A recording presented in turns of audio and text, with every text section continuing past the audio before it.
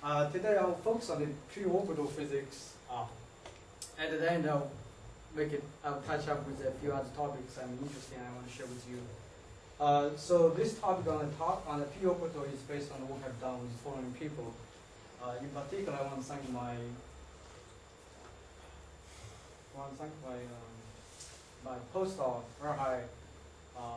He's no longer with me, and he just moved to George Mason University next to Washington D.C. area. He's a new faculty member over there. In particular, actually, I'll be opening for postdocs, so if you happen to have a Pittsburgh students, or if they are interested in coming to Pittsburgh. Of course, Pittsburgh is not like Boston. Usually, the top students go to other places. So I'm not really in the very. So if some people like Pittsburgh and they're interested in coming, then I'm more than happy. Otherwise, I'll keep that open. All right. So I also advertised another program similar to the way I have here, but it's in a different topic. That's in Santa Barbara, for which I'm involved. In particular, there's a conference in October.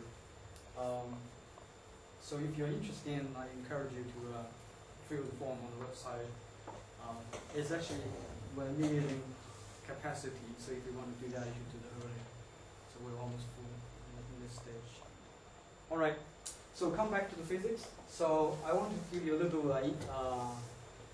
motivation in the beginning. So why do we study p-band? And I will tell you what I mean by p-band. So after that, I will introduce a few simple examples to demonstrate how novel the system can be, and what new physics we can learn with this new possibility. So that's the design for this whole talk. So I'll start with the basic idea, what I mean by the p-band. I realize, like us and the first Frederick, in the condensed matter background, probably many others I just met here. So I give a little background on the Codatum side, and for those people who work on the Codatum, this is like kindergarten. So it's not so interesting. You can take a break, not listen to me in the next 5 minutes. But I hope this is useful for those who are not working in this field. Just give a little background, quickly background. So when you're talking about the optical lattice, we mean the lattice formed by laser staining waves. Typically, the lattice space is about half the laser wavelength, which is about, say, 400 nanometer or smaller. In the typical depths of a lattice potential, the level spacing is about 50 microkelvin. Okay, that's of course that can be tuned depending on how high you want to make the lattice potential is. And if you look at the single side, if the side is pretty deep, you can approximate this by a single harmonic oscillator potential, and you can solve that exactly, which many people do. So you find district levels. For those people working in Codatums, this is the condensed matter physics now. So you have a tunneling, the district levels become bands of finite width. So by now you have heard many times of Bose-Haber model. You see some papers on Nature, like Emmanuel Broger, many other people demonstrating experiments, etc. Since 2002, so it probably was 1,000 papers, but even more than that about this topic. But I think 99% of this papers are on in my language group is called S-band Bose-Haber model. They really mean the single band Bose-Haber model for the particles in the lowest band. That's the S-band. This is the one-dimensional illustration. I take this as a simple example to make the physics very clear and simple, easy to understand. So today I'm going to focus on the so-called p-band. This is the first excited band. So that means I'm not really interested in today for the S-band. Of course, the S-band has a lot of interest by itself. Many people have contributed. But my interest is really on this p-band. So that's what I mean by p-band, yes. Here, though, the wells are one-dimensional. It's one-dimensional. So it doesn't have... Just like one px. Yeah. Right, just one orbital. Exactly, right, just okay. one px orbital in this case. And this is unlike the solid state problem, you have Coulomb potential here. The next level has no s. They only have the even odd structure. So you like Coulomb problem, you have a n equals 0 or n equal 1. You still have a s in the p states. Right. In this case, you only have in the first excited, you only have p. There's no s. It's degenerate. So that's interesting. So as Professor Frederick already anticipated. So when I'm interested in the three-dimensional problem with higher symmetry. So so the last slide is really about the one-dimensional illustration for simplicity. So suppose I'm really interested in the 2 or 3D problems. Why I'm interested in the p orbital? So a short short sentence in my own mind is that this is a kind of new emerging topic, and now we explain a little bit of why. Why I believe so. This is just my own opinion. So first, if you're in the 3 dimension, if I look at the single side, do not worry about many other sides or tornado for the moment. I'm going to have 3 degenerate p orbitals, px, py, pz, or you can label them by m equals 0, m plus minus 1 in the LC quantum number in that fashion. It's totally equivalent. So orbital degeneracy, as we learned in quantum mechanics or quantum field theory a little bit more, orbital degeneracy implies symmetry, because degeneracy implies symmetry just because you have 3 states, 3 orbital states in this case. You can rotate your Hamiltonian among the 3 states. If you just look at the single side, your Hamiltonian is invariant. You have this emergent symmetry. You can just do not notice any difference. So this is the emergent symmetry. Emergent symmetry means you have a possibility of a rich phase diagram. So you have so it's a little more complicated, if you like that word is not richer than the S-band in other way.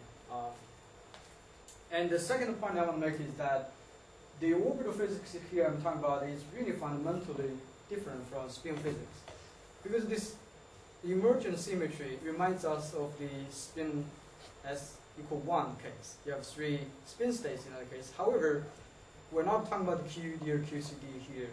We're talking about the Kenneth-Math or Kodat and math problems. The spin is really internal in this case. It's an internal degree, has no relationship with the space. In this case, spin is really fundamentally different from the orbital, because orbital is really spatial by its very nature. So it's really different. So it's not really just spin physics. That means when I'm talking about the pure orbital physics, you just cannot copy the Einstein model or Heisenberg model of physics and get the same thing. So you have to really start over to think about the new possibilities. Maybe there's something really different. Okay. The third point I want to make is that, especially for the pure orbital, they are really strongly anisotropic. So to me, anisotropy is not a problem, but a new feature, and you can use it to get a new physics. That's the idea, right? In the solid state, in the electronic solids, we often talk about the d orbital electrons, like the Higgs cuprates. We talk about the electron orbital. So in this case, the p orbitals are really different from d orbitals. Okay, the p, by symmetry again, like parity. So the p is really interesting, and there's actually in 2005 when I was in Aspen with my collaborator, we talked about this. So I was very excited. We thought about this idea. Later on, we realized actually. A few months later, Steve German posted a paper about the people, and I think they are the first one about this. I will come to that point later. So I believe all those features are kind of unique to the Kodak systems, not previously available in the conventional solid state problems. One of my main interests in the last about 10 years in the Kodak is trying to look for new possibilities. And of course, there's a major direction in the Kodak physics is to solve important problems in solid-state physics by using the tunability of Kodak system. Right? That's of course is very important if you can solve the high TC problem, for example, with Kodak. That's already a Nobel Prize, perhaps. But my interest is on today, especially in particular, I try to report on the different line. Try looking for can we use the Kodak as a new system, as a new quantum system, as a new many-body system, by its own right, instead of just try to use it for something else. Okay, that's already a big industry. A lot of people, try to do that, and many important things happened. So, on this regard, in this whole slide, I try to emphasize the unique aspects associated with the p orbital. I think, in particular, the p orbital are really unique in many ways. All right, and I must give credit to many other people who have contributed to the p orbital studies in the last couple of years. So my group is not the only one. So many people have contributed. In particular, I'm talking about the theory group here. So there you see there are many dots here, which only stopped in 2008. It's already 2 years past. So many papers already posted, and I cannot really summarize everybody in one slide.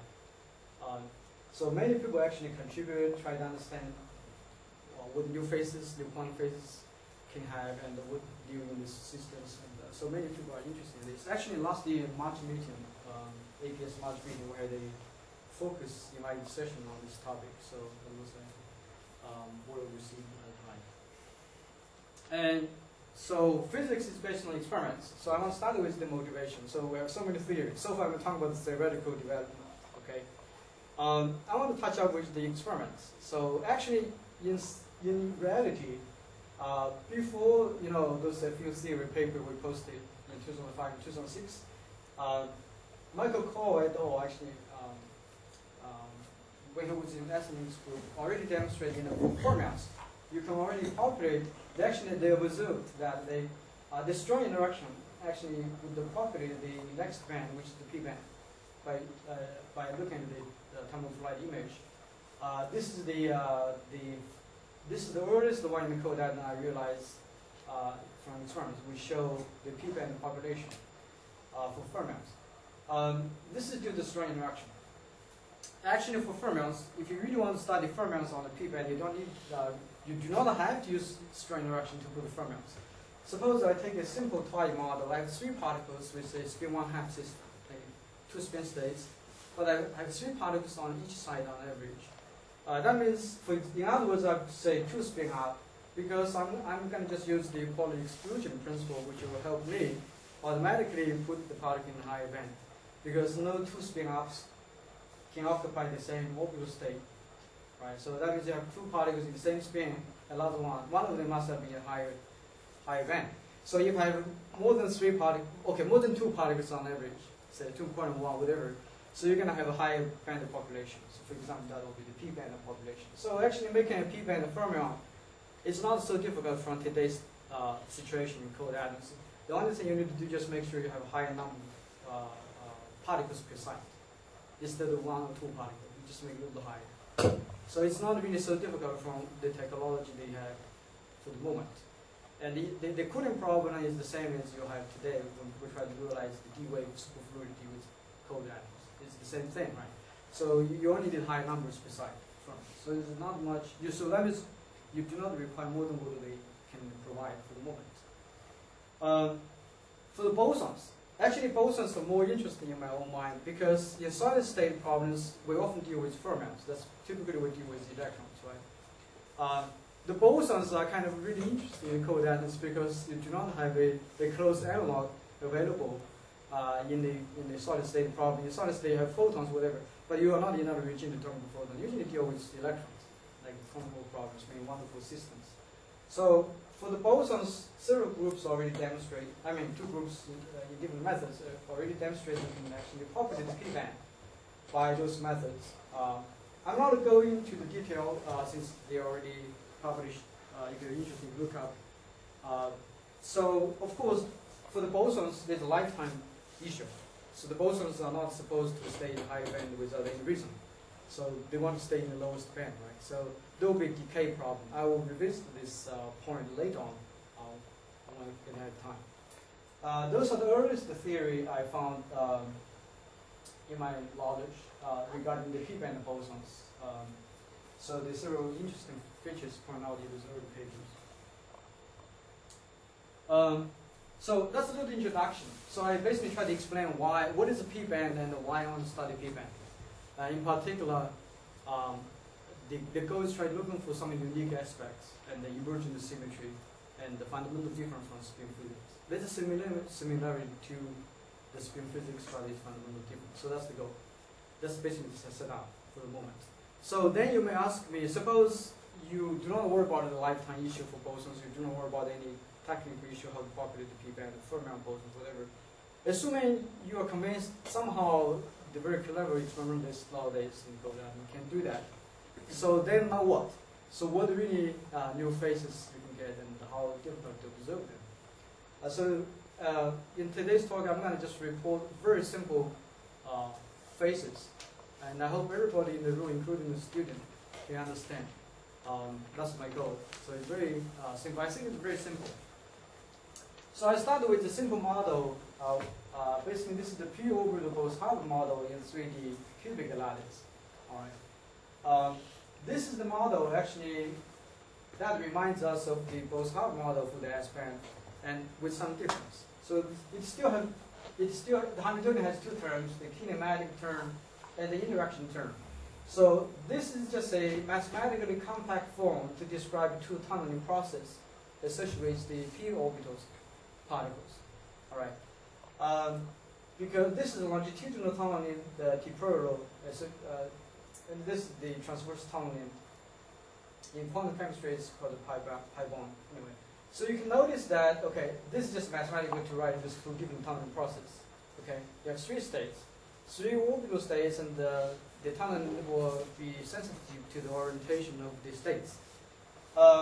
You can notice that by looking at this cartoon picture, the overlap between for this longitudinal tunneling is much stronger than that. So that's why the T-proto usually is much greater than T-pro. And also you notice this plus minus overlap, this plus plus. That's why this minus sign difference. Okay? So there's now I'm giving you more detail about the unique features associated with P-band. So in the last few slides I'm talking about the hand waving picture like the scientific American. So here is the real Hamiltonian. So you can really see it in a precise way. I think this is a precise way to describe those two different tunneling processes with different magnitude and sign. Okay. This is the kinematic term. The interaction term is very conventional in one component. If I assume the Bayer interaction between two bosons is repulsive, which means U is positive in this case. So I still have the so-called on-site repulsive interaction. So I want to put two particles in. I have n squared term. You know, we can learn that from Asa's beautiful small book. So you have such a Hamiltonian over there. You know, you can really see that. However, we have a U term. This is the L squared associated with the angular momentum. All right. So angular momentum squared with a minus sign. That's very important. Minus sign means the system is ferromagnetic. Okay. So the system prefers to have an angular momentum in the ground state if it's possible. That's as far as the interaction is concerned. So this part is like a scalar, but this is like a vector in the orbital space. All right. So that is the Hamiltonian. Suppose I want to think about this Hamiltonian. This is a lattice Bose gas. If the interaction is weak, which is usually the case, I'm not thinking about the resonance tune interaction, whatever. So if I put the temperature in a zero temperature, that means I'm looking for ground state of the Hamiltonian. What should I expect? So that, of course, automatically everybody in the room would vote yes, we're going to have the BEC, right? So we're going to expect the Bose-Einstein condensation. So the question is, what kind of Bose-Einstein condensation? So to find out that, you just need to look at the kinematic term, because the kinematic term is dominant. I started with the kinematic term. I do the Fourier transformation. Everybody in the room, like students in the first year, even in the high school, you can do that nowadays. So you actually can find out, find the spectrum. So once you have done that, okay, you just want to pay a little attention about the new features associated with the p-band. This is just for comparison. The S-band is shown for comparison. So this is the px band, plotted in the x direction, the Brownian zone in the momentum space. All right. You notice the edge is the minimum for the energy. So this is the cross section in the three-dimensional Brownian zone in the kx, ky plane. And the px band has two minima. At qx pi 0, 0, this is the minus pi 0, 0, because minus pi and pi are identified. So actually you only have one minima. Okay? So that means px band has one minima here. It's very easy to understand, of course. The py band has a minima over there. It's a lot of minima. Okay? So the py band has a minima at qpy. And the pz band would have a, if I plot it out in three dimensions, would have would show a minima in the z direction. Okay, the qpz. So you have three momentum, three minima. So that means I have three states, three momentum in three states. Okay. So as far as the kinematic term is concerned, I can make a superposition of the three states. That's my Bose-Einstein condensate. I put all the particles in this superposition. So this superposition means I have a three independent complex coefficient. It's a huge degenerate manifold. So I have a huge amount of choices how they make superpositions. Because any superposition will make the kinematic term happy, equally minimized. Okay? So I have huge degeneracy. So I started with that precondition. So I started with these three states, and I united them into a column. This is more like a complex vector,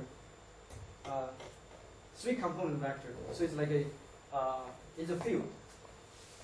And it's a three-component. Actually, I can always parameterize in my fashion.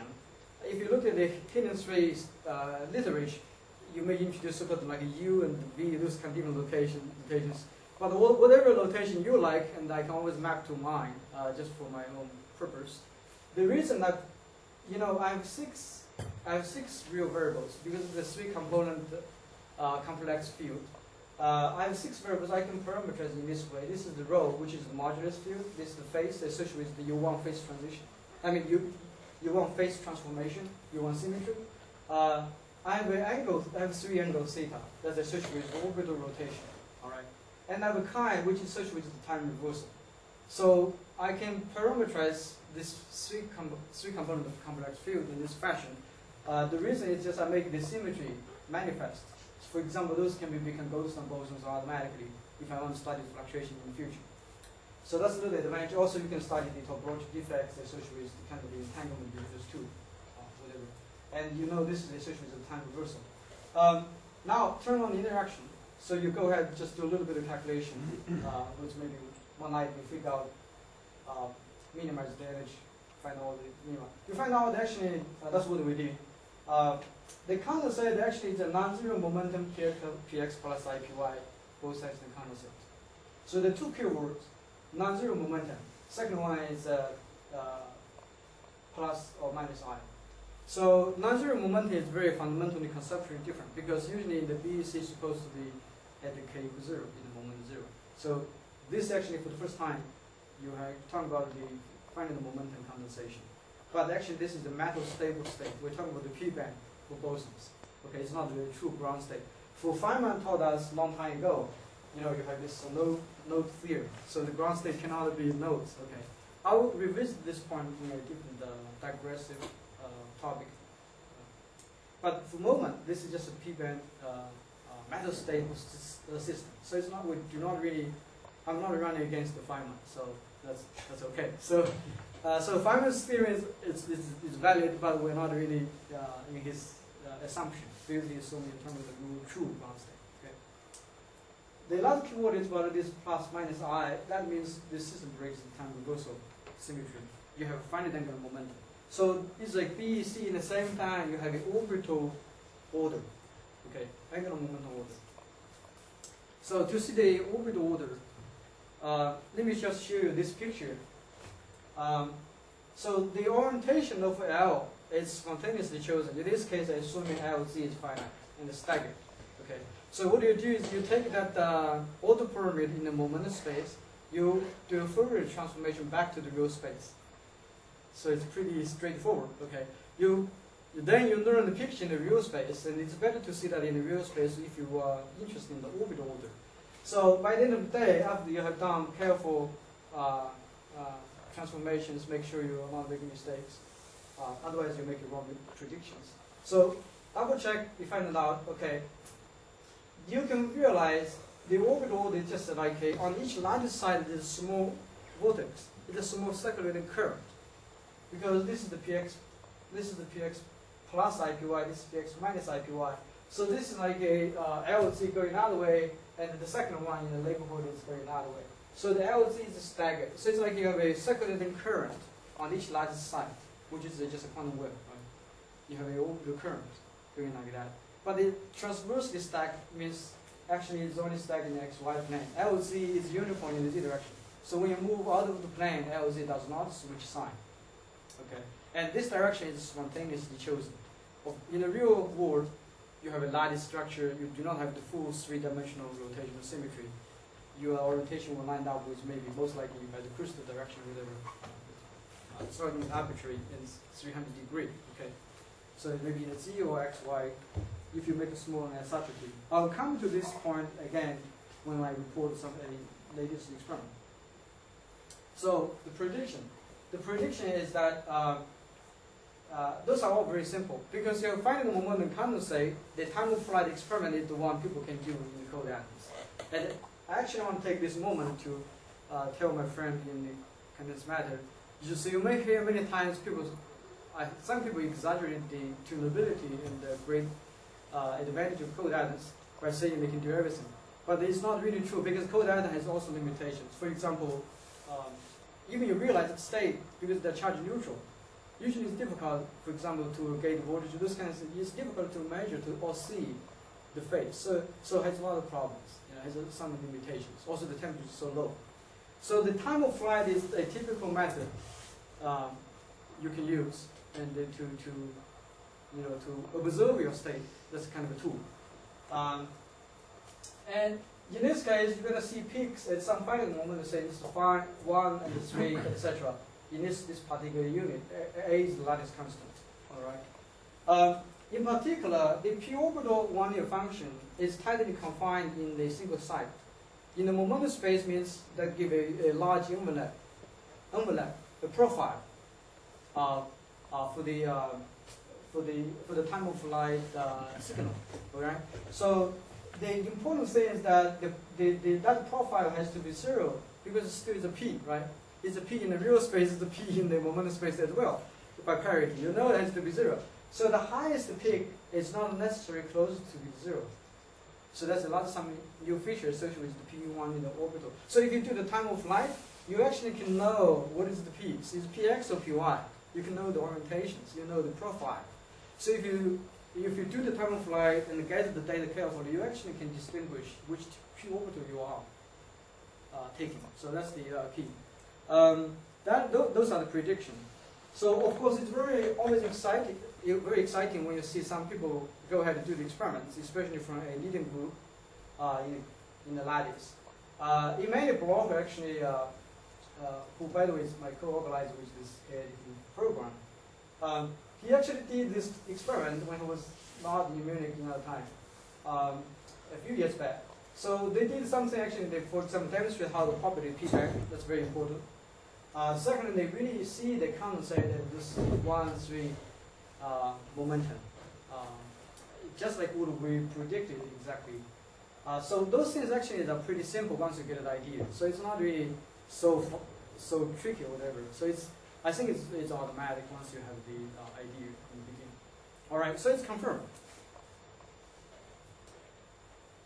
It's confirmed it's P plus Px plus IPy, or is it? Just the finite momentum condensate. In Emmanuel Bloch's experiment. No, but did it confirm the finite momentum is they only circulating currents, or is it? They only confirm it's finite momentum BC, but they did not say whether this is a P plus IPy or not. But in this one, this is a new experiment in this month, last month. So this is the second experiment in my, if I didn't know. This makes myself very excited actually. Just in the last 1 month or so, I learned this when Phil Phillips visiting Europe, and he learned this and told me about this. So this actually is they actually posted on the website. This is the version they sent me in email. So with the new date, they actually revised. The title you see on the archive is different from this one. So in this new revised version, they emphasize the orbital physics. That's what they're going to do. Talk about the nature of the orbital. I think it's submitted somewhere as you can see. By the way, I must admit, I didn't really get much chance to figure out how they really figure out the sign, like this plus, minus I, those kind of things.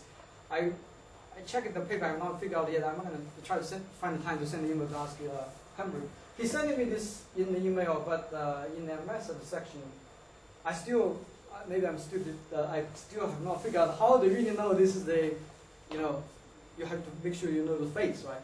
I can understand, they can realize this is px or py. But how do you know this is the -1 or plus I? How do you figure out the phase? So, but that's what they reported. So in their paper, if it's fully isotropic, they really confirm that they see this so-called complex px plus IPy state. That's what they claim in the paper. if they make a small anisotropy, this is two-dimensional logic. Okay, so that means the x, y direction are not equivalent. They realize basically you find out the state is kind of like a px rotated by 45 degrees. They call it px plus ipy, without I. Okay, basically it's like rotated by 45 degrees. That's actually, this is still very new. Actually, as you can see, but they're still revising papers. So of course this is a very exciting try. I think this, if this really accepted, I think this will make generate a lot of discussions. Yes. I wonder if you remember that how much did they have excitation in the system somehow. I mean, it seems that they prepared the system somehow by ramping up. Yes. And So- so on. So I mean, how much excitation were they left with, and were they stayed stationary or? They claim, they can do like probably like a, although the system can live like more than like 10 milliseconds, which is pretty long. So I don't recall if they talk about the detail about the excitation. So now you're talking about the particles not coherent, not moving in the Yeah, I'm thinking that if they start from, let's say, atoms apparently these deep wells, and then they change the lattice into other, I would Yes. imagine that the bosons are. So there will be moving some on population top. out of bands. If that's what you're asking. So basically, you have this band, that band. They still have population here in the lower band. Yeah, and I was thinking that, is it the stationary state, or is it something which is actually inherently still dynamic? But okay, quantum mechanics is always dynamic, right? So, but this is like a stationary picture because this is observed from the time of flight. Okay, this is not the real picture. This is like a extracted from the real picture where they show this time of flight, right? And that's what they reported in the paper. So this picture from their paper. But I'm pretty sure the real signal will be more ugly. Will be ugly than this, but they have to wait to. So there will be some similar excitations. Definitely there will be particles not fully in the condensate. Is that what you worry about? Yeah, and also in the superfluid phase, because I somehow imagine that if you change your lattice, that you are left with Right. sort of, let's say you do it with the GP, for example. Right. Now I understand. For example, they can really show, I didn't copy that picture, they can really show, for example, in this one particular p-band, there's a high peak in the momentum distribution. That really means, at one particular momentum. For example, we actually predict, for example, you're supposed to peak at QPX and QPY. So you only have a few locations to look at those states, right? In the momentum space. It's not random. So that means they really confirm, they see the peak at this particular combination of the momentum, right? Say QPX, QPY. It's not just peak in some other places, right? And in the same time, okay, what is the new progress in this paper is that the orbital nature. It's because in Emmanuel Blocher's experiment, he actually, what he did, I think that may be better to answer your question. So in this case, like Emmanuel Blocher, he ramped up the system, basically populated the p-band by basically promote particles from the low band to the high band. The particles are everywhere in the beginning. They're not really condensed. So he actually wait about 1 millisecond. And that means eventually he noticed the particles really, move down to the hill. And in the momentum space, they show up as the peak over there. So this is one-dimensional. Actually, it's quasi-one-dimensional in the sense that they only see elongated in one direction. It's anisotropic, I would say. So they only have the PX band. And then the PY, PZ band are higher. That's in Emmanuel's experiment. Yeah, this is actually why I was sort of asking, because I remember these experiments and they had this picture also about, time development of these systems. Yes. And I remember that the state was somehow very dynamic, and Yes. it was doing lots of stuff which they didn't sort of Exactly. exactly specify. And I was wondering if this new experiment is sort of more clean in the sense that these confusing excitations that Immanuel had in this experiment are somehow removed. It's very important to find out. Myself, I'm not sure I fully understand in this paper what is the, so we'll see. So we try. He actually is coming to Santa Barbara. I'm going to talk to him more in the first week of September. So they're claiming they have broken time Yes, time they erosion really symmetry. they claim in the paper they really see this complex px plus ipy, but as I still have not figured out in the paper how do they really know the phase, right? Like you have we rotate it 90 degrees. Right, Yeah. they So have it's- sudden circulation. Yeah, so you have figured out how to, maybe they already, I mean, I'm pretty sure they did some work, but I just didn't get a chance to really. In every version of the paper, did they make that claim, or are there some versions where they don't make that claim? No, in both versions, in particular, I think actually I only read the second version. Okay, So 'cause I think I read the first version. The first version is on the archive. Yeah, and then they don't make this claim. I'm not sure, I cannot comment on that. So he just sent me this version, because actually I didn't read archive every day nowadays, so usually I only get the paper when people tell me, so there's just too many things to do. So he posted in June, but I didn't know until Bill Phillips was visiting. And because Bill Phillips is also interesting, he has one of the experiments early on about the woman lattices. So Bill Phillips is also very interested in East Gatesburg. They also try to do this P-band. So we're talking about something else also he indicated, this new experiment. That's how I become aware of this new development. And then I get in touch with him about something else, and then we send him this new version. Anyway, so I didn't read the first version, which is on archive. But I know I read the title, so I know the title is different. So because when Bill told me, I looked at the title. So, but just because there are too many emails, because of the business of it, it took me too much time. I hope to come back to this more. Anyway, so I think this paper stimulates more open questions than I can answer now. But itself, I feel it's very exciting to see some people really look into by real experiments. So we'll see. So that is the. So far I'm talking about the square lattice and the cubic lattice with a very modest predictions. But however, the orbital order is very interesting and intriguing, let's say. I want to make a comment here. So I talk about the final momentum BEC, and the first reaction you may have is that final momentum means current, right? So you are thinking the BEC in the movement frame or in this kind of background. What you're thinking about the BEC is movement, right? It's a current.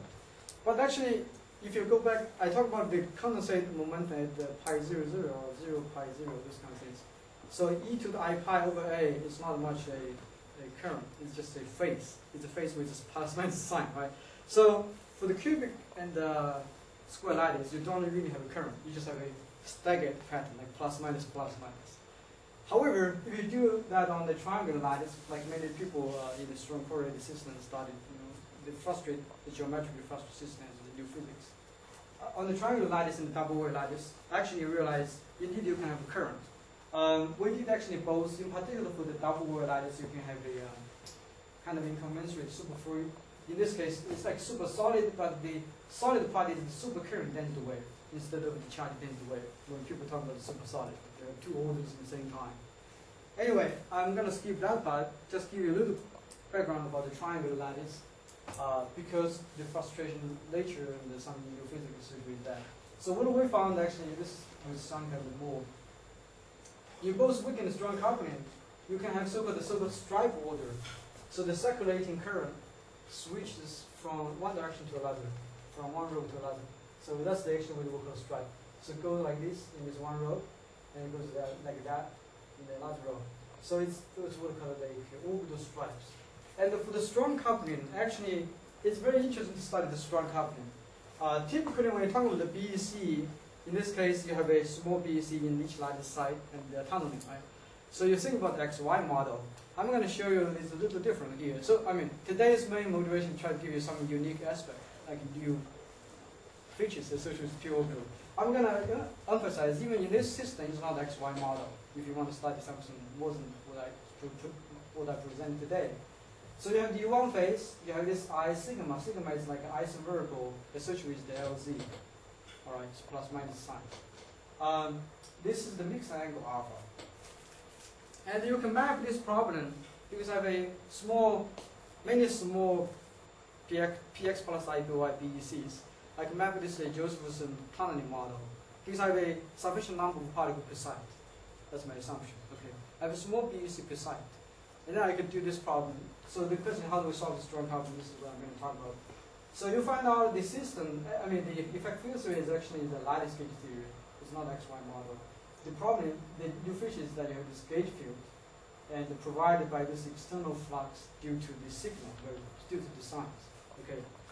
So if you try to find out the pattern of the sigmas, that means you can pinpoint the ordering of LZ, right? So you can do that by so-called duality mapping, Coulomb assets. So we did all that. So the both weak and strong component are pretty well controlled by calculation. In the middle, you have to do the calculation by numeric. Let me skip this part. So let me just read a little bit about the lifetime. Because you may have a lot of predictions with beautiful physics, theoretically, but the velocity happening in reality is still academic, nothing really new in physics. And this is the decay process first studied in Gerben et al. In Isaacson and Gerben's paper, when they first talk about this p orbital band.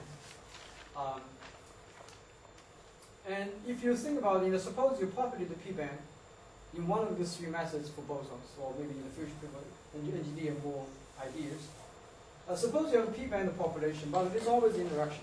Okay, because the interaction, the two particles collide, like two p-orbital particles collide, and this is like first order decay.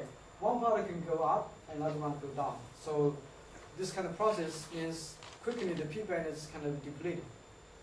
And the woods go up is going to eventually disappear from the trap. So so the lifetime can be very short. And actually shown, that was actually studied by Gerben et al. So Emmanuel Bloch actually in their paper pointed out, okay, nature actually is kinder to a human being, to a physicist, in the sense that, because the system is not really harmonic. That means the level spacing is not equal. It's not exactly the same. So because the energy conservation will forbid them if the energy level space are not exactly the same. So somehow unharmonicity in this case will help the system to stay longer time. So at some point he demonstrated lifetime can be 100 times the tunneling time. So it's impressive, but it's still not so very long yet. Yes? Is there any physical explanation of why the curve goes? I sort of understand that it goes down for large lattice steps because the system presumably gets more We can harmonic. harmonic oscillate. Why does it turn down? Was So okay, if Vx is small, if Vx is small, probably you're gonna have many bands. Okay, so those contribute. Yeah. So you have a lot of bands that are very close. You're going back to the continuum if this Vx equals 0. So you can have a huge decay as well. So in both limits, we are dead. So anyway, it's very good understanding. So we actually, my collaborator and I actually found out, if you want to make the lifetime very long, you can actually have a square well. I mean, double well. Double well, if you want to keep the orbital symmetry, you can make a square double well. Like it's a double well with a square shape, or like a Michigan head, this kind of thing like that. So that means if you stay in the energy scale below this line, your whole system is reduced to a two-band problem. For a two-band problem, there's no way to decay if you put a particle in a high band, because they can't go higher. So this actually can dramatically increase the lifetime. That's actually one of the reasons we are very excited when NIST group produced this double well lattice, and they can really populate the p-band. But Ian Spearman didn't really push further. They are planning, but they still tell me they are planning. So whenever I see they're planning, but there are many other things to do. So biophysics is also interesting, but they're still planning to do more with the higher band. They already have some experiments, but they try to see, can you see the orbital phase, can you see this kind of things like that. So that's actually for the p orbital BEC, with fundamental momentum with orbital physics. One of the key I mentioned is one of the novel concept I feel myself feel is that because the BEC is the final momentum. Okay, but the problem is that it's a metal stable state is not really a ground state. So I asked myself, is that possible to have a true ground state that's a final momentum condensate? That's just a question. So how do we, so the last question is, can we get around with Feynman? Okay. So the answer seems to be yes. Because in Feynman's argument, he assumed the interaction very like contact type interaction. So that means the interaction should have no momentum dependence. Because if you remember Feynman's argument, because the kinematic term has this momentum dependence, k squared, or p squared term, right?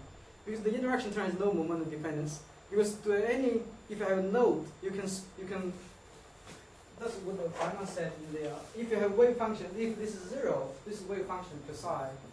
If you have something like this, goes through the 0 point, you can actually cut this part to the up, flip the bottom part, and smooth out this part. This is per psi 2, this is per psi 1. He would claim the per psi 2 has better energy than the per psi 1. Whenever you have a node, I can do a surgery at each local point, okay? Because the smoothing part is basically the derivative is 0. I always save the kinetic energy. So this is always, we actually examine Feynman's argument in very careful terms. So later on I realized with my collaborators, Feynman actually assumed the potential, the interaction potential vehicle has low momentum dependence and low derivatives. And the Cook-Loff later on also realized this. We talked about that in the email. Cook-Loff is that's also termed the P-band earlier than us. Yes? So do you know about this paper by Ophir Anon from 2005? Yes, yes. Actually, yeah, he's my. I know that paper. Actually, he also worked a little bit. Actually, the numerical many bands. Yeah. Yes, I should include it in the list. Yes. And then when they ramped up the interaction, they saw that the p-band. Over Alon, right? Yeah. Yeah, he's my co-organizer for the conference. I know him very well. Yes. Yeah. He had the paper, but they were not particularly concentrated on the p-band. They considered multiple bands. Yeah.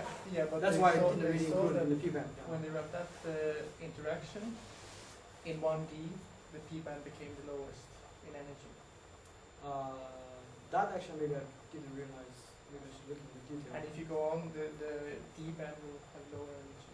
Okay, maybe I'll find.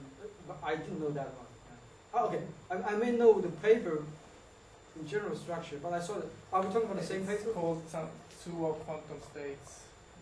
Of the Yes, yes. I think we're talking about the same paper, but I saw that the paper is about the multiple bands.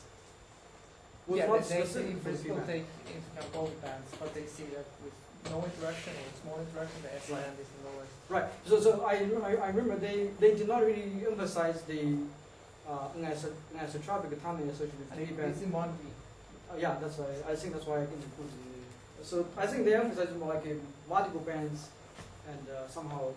But I don't understand how it fits with this, what you're saying, because their interaction is point-like interaction. No, and but they have a different No. theory, I think, because they have also, I think it's different. they're addressing these functions with interactions and somehow this, I can No. imagine that it's iterative This- feature will. This is not my theory. This is Feynman's argument. So whenever you have a node, you can always do a surgery.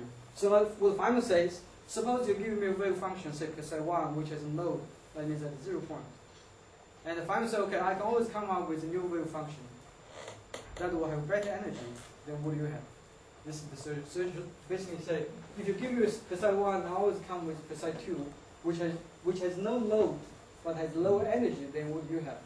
So that's what the Feynman said in this Sort of Feynman argument. argument. It's not Yeah, my then I argument. don't understand- Then I don't understand their paper. You mean in the Feynman's argument? No, or No, this Ophir Anon. Yeah. Over. So okay, we'll talk about it later on. So let me just report quickly what we found. So the key is if the momentum, okay, if the interaction potential itself has a momentum dependence. Feynman's argument does not apply anymore. That's my claim. Okay, because if the interaction term also the kinematic term both have the momentum dependence. So when you do this surgery, you know, it's not a guarantee you're gonna get low energy. Okay, so this just is a quick. This is the some kind of momentum dependent interaction. What we found with my student is that if the momentum will, okay, if the Fourier transform of the interaction term V of R has a minima in the momentum space which is negative, so that means V of Q is negative at some point and the action is finite here. This is not infinity, by the way. This is finite, bounded to say 1, whatever I didn't show. for such a model, actually you can realize, when you're talking about the BEC, usually you think about the kinematic term, but it's an interaction term. If you have condensated, say in this case, like half this, if I call this capital Q, 3.9 in this unit. So if you actually do the Fourier transformation in the momentum space, you'll figure out you just want to have a condensate of half capital Q. You actually can make the interaction happy. Okay.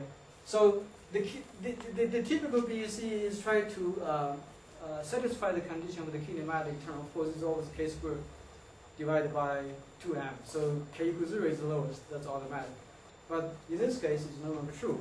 So when we found this particular potential can be due to this particular force in the real space. It's a modified dipole interaction. Okay. So the question is how difficult to realize. That's an open question. Okay. So you need at distance r0 is a constant, and beyond r0 it's just like 1 r cubic repulsive. All right. So assuming I'm talking about the theoretical for the moment. Okay. Assuming you can have such a potential, you go to the Fourier transformation, and however, very generically you can make a statement for any V of Q with a negative, sufficiently negative minima. You can always find out at least at the new field level, your BEC is going to be at the final momentum. That's the idea. Okay. And here I'm just taking that one. It's just one example. This is just one particular example. You can actually draw arbitrary shapes. Some of this one is deep enough at some point. Okay. So with that, we actually did a trial state. For example, we compare this state with. That's not a proof, right? It's. I'm sorry. You're not proving that the ground state has a finite momentum. You're giving an argument that. So you may have finite momentum, because so even like if the a potential variational. is minimized on a circle, I don't know. still the ground state could have fluctuations that Yes. restore the symmetry. Yes. So what we found is it's a crystal. So it's like a variational trial wave. Okay. That's what I'm going to report now. So So you get a crystal. it's You get a triangle. Triangle. We compare. This is two-dimensional case. We try several different lattice structures, stripes, square, triangle, whatever. So we compare the energies. So we realized later on the triangle is the best. So we all- you get a solid, for instance. It's a super solid. It's a super solid. condensate in the same time. It's Okay. a solid. So a super solid obviously has a finite momentum. Yes. Lattice. But it's not the conventional usual super solid when people talk about helium 4, where people talking about the two components. Here we have a single order parameter. Over there in the helium 4, people talking about the two coexisting order parameters, like off diagonal terms, charge.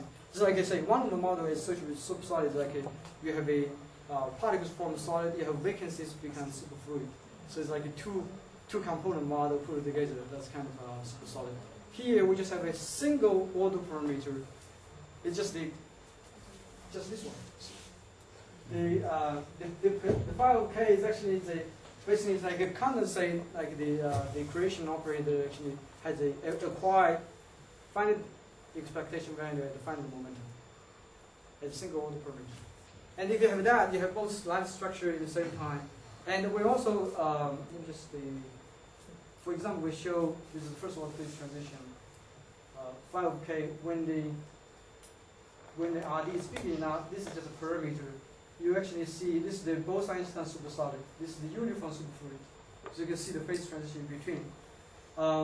We also realized we did two things. One, actually, we did the variational calculation. I will talk about the phase diagram later on compared with other phases. Here, I'm going to report the dynamical study. So we try to check whether the state is dynamically stable or not against the fluctuations. Like with, as I pointed out, you have a minima on the whole circle, right? So the question is where you want to put your condensate. You have a lot of fluctuations. So we found out the phase fluctuations, like the low energy fluctuations associated with bosons. You actually found this is the uniform superfluid. For the uniform superfluid, if you have this particular V of Q, you can make the so-called Rotan instability. People have studied that many times.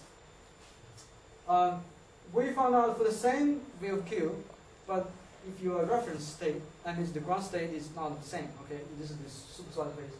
They are stable. So dynamically, as far as we can study, as far as we found it's stable. So Vincent, Yes? It kind of looks like there are still two symmetries that are broken though. It kind of looks like you broke Yes. translational symmetry Exactly, and the gate exactly. symmetry. You break both symmetry by one single order parameter. So there's only one Goldstone mode. Because only No, one. one single, but you There are should have three. probably two or three. Okay, so there's two phonons and Probably a phase two mode. phonons, one associated phonon. Because the spatial, okay, the U1 symmetry is the internal. So Right. the Goldstone theorem will guarantee that if you have a Right. broken internal symmetry, you have one generator corresponding to one. One broken generator gives one more. Right. But for the spatial symmetry, for example, if you break the spatial symmetry, you have a 3 lattice translation, Oh, that's three three translation plus 3 rotation generators, but you do not get 6 Goldstone bosons. So the correspondence between the number of broken generators and the number of Goldstone modules are not exact when the symmetry is spatial. So it's not clear to me how many Goldstone modules we have in this case, because some of the symmetry are spatial. Is this two-dimensional or In three-dimensional? this case, it's two-dimensional. Two-dimensional. Yeah, it's kind of It's if you two wish, you can dimensional. Yeah, Yeah. it's two-dimensional. And that's the case you're talking about as well, where you have three. Yeah. So, I Right. think So that's what I would have Yeah. guessed though. three modes. So That's you what I have would guess. two So I mean, X, Y direction. so but here you're only showing one gapless mode. I guess that's Oh, why. here, you have 3 modes with okay, this actually when we start just the, you're probably right. Maybe we have to look more careful. So you have the phase mode, yeah, you have a lot of you have other, especially with the lattice. Yeah, we have probably, let's see. I'll think about more about this. Yeah, and it needs to make sense. That means you have a lot of lattice symmetries. Okay. All right.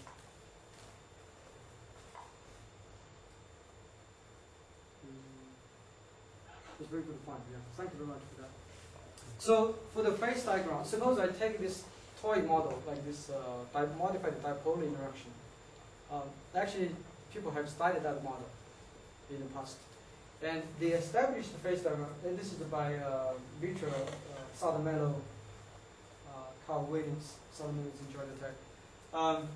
They actually found that there's no supersolid phase, and it's at 0 temperature. This is speculated. They think maybe it's possible with some kind of potential. It's a dipolar supersolid, DSS. This is a speculative phase diagram. This is the one they really calculate. But in their calculation, they really they try to compare the supersolid phase with uniform superfluid as well as the normal crystal phase. Okay. So in our calculation, we also did,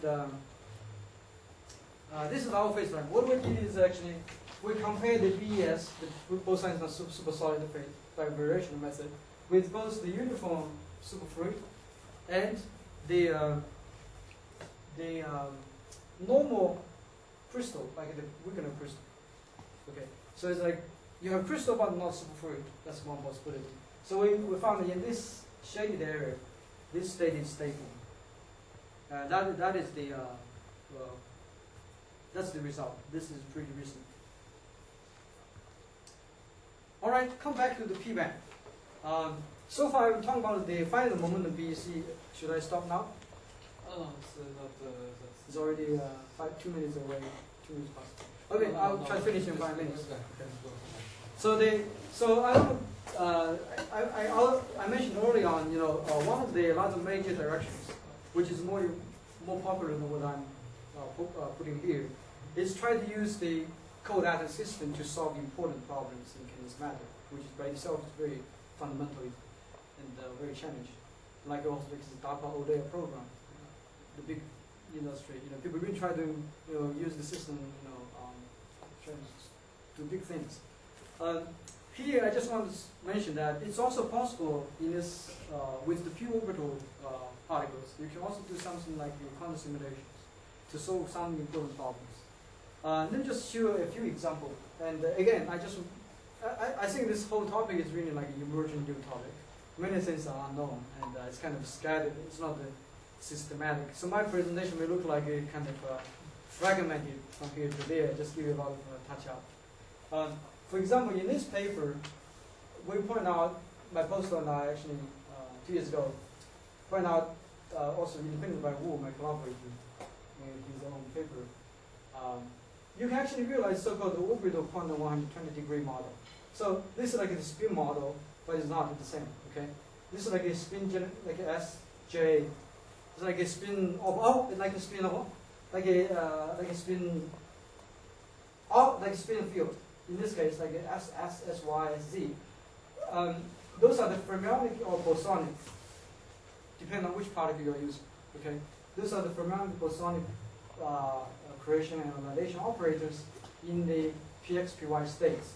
You can realize this so-called kind of 120-degree because the interaction depends on the orientation. Okay, so the nearest Labour coupling depends on the state and the orientation, and this actually kind of reminds of so-called the compass model and the Kitaev model. All those models have this very interesting topological states, like the Kitaev model. So it's actually pretty interesting. If you use fermions, there's no decay problem. It's pretty stable. And recently, with Kai Sun postdoc in Maryland, we actually showed that you can actually realize quantum diamond models by using the shape of the orbital. So basically map the shape of the orbital to the diamond. So that's the idea. So the minima are red. So this red spots are minima in energy. So that means particle will stay there. Because the potential looks like a bone shape. So I don't have to use the p orbital in this case. I just use the extended S wave. So the lowest case is just an extended S wave with bone shape. So the particle is in a state. A particle is a bone shaped state. Especially when you talk about particle physics, we're talking about the particle. The state is the particle in quantum field theory. So in that case, so this is just a state. It's a one particle. We put a particle of this particular shape. This is like the you map this one to a diamond. Okay. So this actually you can realize the diamond model. We know that actually triangular diamond model has been solved numerically. Has very has a lot of nice properties. For example, I'll talk about it later on. So to realize the diamond model, there's a very important condition, so-called low double occupants, which means no two diamonds touch the same point. Actually, you can use the so-called polar molecules with longer range interaction to get rid of those three configurations. Because those three configurations would have a much higher energy than those two. So you really make it, all those are kind of academic. Okay, so how difficult, how you do those kind of. So I'm just kind of outline the possibility. Like you can realize so-called orbital liquid, the orbital RVB state, like I saw many other people in the strong correlated system, know those pretty well. In this case, we only attach a orbital.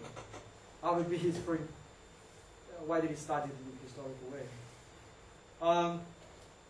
I think I should stop. If I do that, actually, I would just mention a few other interests I pursued in the last 8 years or so. Also continued in Pittsburgh. A lot of, since I'm here, and I noticed a few days ago, before I joined my partner, and yesterday, who was the speaker, talking about the imbalance of fermic gases. Oh, yeah, I'm sorry, it was Kim, right? So the young student, it's always good to have new, fresh people come to the field to continue the research in the same line, do new things. So I would be more than happy to talk to people about the advanced fermic gases, what we call the mismatched Fermi surfaces. Indeed, this topic actually generated a lot of studies in the field in the last maybe more than 5 years, as you can see from our citations. We actually did that also going into one dimension and the lower dimension recently with my postdoc. So we'll still continue to do that. And another one I did recently is about in the BEC-BSS crossover resonance superfluid, because the interaction is so strong. How do we have a real theory? So try to do an effect field theory approach for a strong interacting system, because the conventional mean field theory does not apply. This actually is the try to understand this famous, the deposit and damping observed by Rudy Green's experiment, also later on by John Thomas, which is not shown in the paper here. So for example, let me just quickly explain. This is damping rate of some kind of so-called seesaw mode. It's like a collecting mode. They see a peak of the resonance, basically on the so-called BCS side. at some particular temperature. And it's not very clear how do we explain. So first of all, it's no real controlled theory to calculate. And what we found is that the prior breaking mechanism what they proposed, or some other people naively think, so is not the case. So we actually come up with theory, which just posted yesterday by a student. We can actually explain those points are from really green. So we actually can have a theory qualitative to explain why they have a peak. And if someone interested, I'm more than happy to tell you more about this. All right. Thank you very much for your time.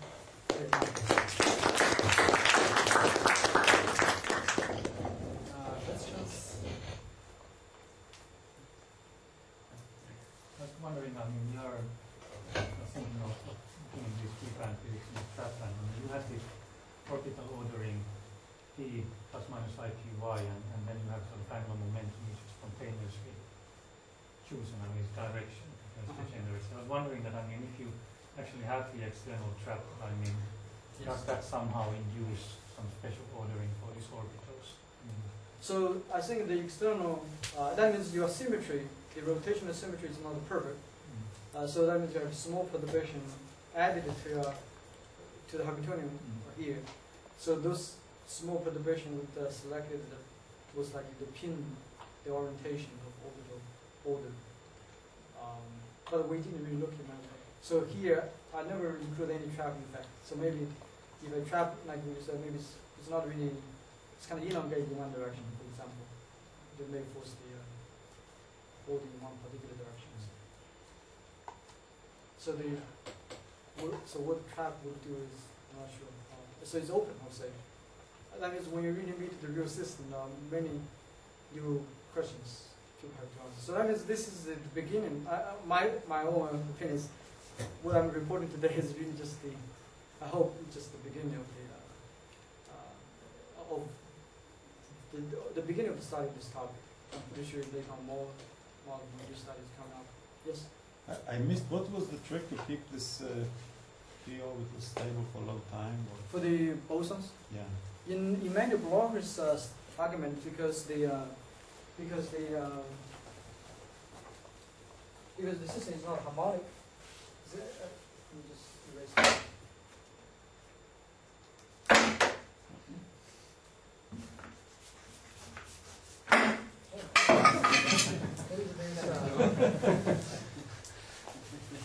Maybe I'll just write here. So in the very naive picture, if you approximate each line side by a harmonic oscillator, so those like h bar omega, h bar times omega, so those level spaces are all equal. Okay, so that means if you have the energy conservation, those two particles both in the p-band when they collide, so one can go up, another one go down. They can satisfy, even if you just do the first order perturbation theory, you will find out they can actually satisfy the energy conservation. So this decay process is allowed by the energy, no problem. However, if actually in this case it's not true, you have this case. Let me exaggerate a little bit. You still have two particles here. This particle up over there. And basically, there's no state available. Maybe there's a state here. Or once you broaden them into bands, yeah, that argument doesn't hold anymore. Right. So that means you have maybe a window of opportunity to make sure this guy go up has no available state to take this particle. So you need the whole bandwidth to be narrower than. So this, the idea is you have to be deep. Both, so all the lower bands are pretty narrow. Small tunneling. That means you are really in a deep confined situation. Like light steps is pretty deep. So you might be in the mod phase actually. Okay, if you are not in an integer, you are okay. So it's so you could be in the mod phase. Okay, that's a new question. What is the mod phase competing with the pure orbital BEC? Right. So the answer, I'm pretty sure what you anticipate is a very right one, because definitely it will be a mod insulated phase, right? And then the new possibilities, because you have 3 pure orbital states, there's some new ingredient coming in. Okay, how do you? Depends on the interactions. Yeah, you have 3 bands, right? You have 3 p bands, when you count the number of integer, like integer fitting, what do you mean by that? And in this case, right? So there will be new possibilities associated with the phase transition from superfluid and modulator. Right? But so my understanding from Emmanuel Blocher's argument is that this one goes down, but they equalize this energy means this particle has to be here, but there's no state available in the middle. And just because of that, somehow you just cannot decay. So that means the particle can go higher. Okay. So I think that's the that's the I think also the thing is that, I mean, this detuning basically for this problem, I mean, if you have this level spacing and equal, I mean, let's say it's 0, I mean, I think it increases, I mean, if you have this unharmonicity, it's like a square root of the lattice depth or scaling like that, and the tunneling depends exponentially on the lattice depth. So it's somehow, I mean, the scaling is so different that you have windows of somehow opportunities for different types of behaviors, certainly. Actually, I was thinking about Daniel and the purpose for this fluctuation. I think you're right. Because you have the lattice vibration mode, at least 1 or 2. Right? So those modes we have not really included. We only included the phase part. So with those part is covered with this one, we actually didn't really include that. I shall be talking a little bit about that tomorrow. Okay, great. Yeah. So maybe, which means we may have to rewrite our paper. The section on, at least the conclusion on the dynamic part is inconclusive. It is we only check the one side of the story, right? Not all the fluctuations, only some of the fluctuations. And that's very important to me. Sorry, I was thinking about something. Anyway.